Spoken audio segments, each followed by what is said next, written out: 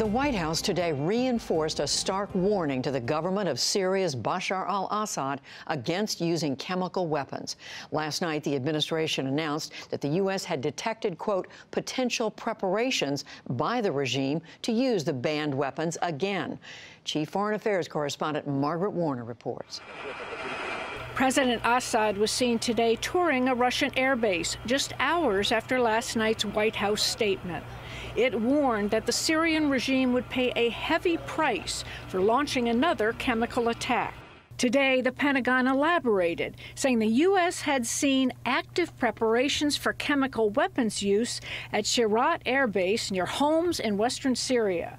Nancy Youssef is senior national security correspondent at BuzzFeed. The Pentagon told us that they saw evidence of planes that were used to conduct aerial chemical attacks in the past being moved around on Shirat Airfield. We also heard reports of chatter happening on the ground in preparation for a possible imminent attack. The number of people who knew was so limited, and the message from the White House was so ominous that it created a real confusion that we're just not used to.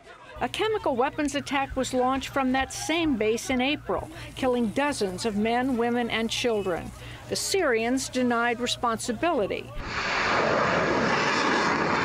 But President Trump ordered the U.S. military to fire 59 Tomahawk missiles at the base. Mr. Trump's response was a sharp departure from his predecessor's caution about intervening in Syria's civil war.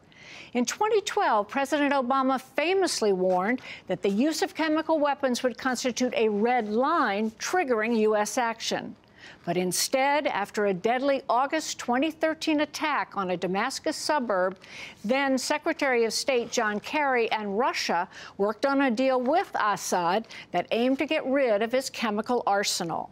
Trump officials say that strategy clearly didn't work, and it's taking a tougher approach to Syria and its key backers. UN Ambassador Nikki Haley spoke at a House hearing today. I believe that the goal is at this point not just to send Assad a message, but to send Russia and Iran a message that if this happens again, we are putting you on notice. A spokesman for Russian President Vladimir Putin retorted, such threats to Syria's legitimate leaders are unacceptable. Iran's foreign minister said another dangerous U.S. escalation in Syria on fake pretext will only serve ISIS, the Islamic State group.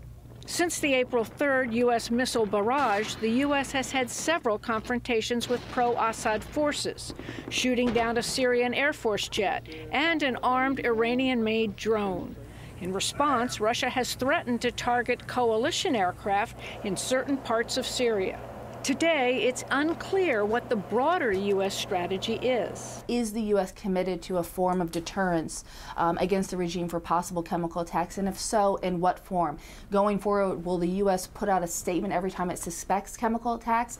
Is that what we are to take away from yesterday's statement? For the PBS NewsHour, I'm Margaret Warner.